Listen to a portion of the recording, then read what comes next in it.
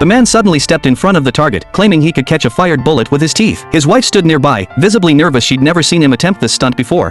Fire!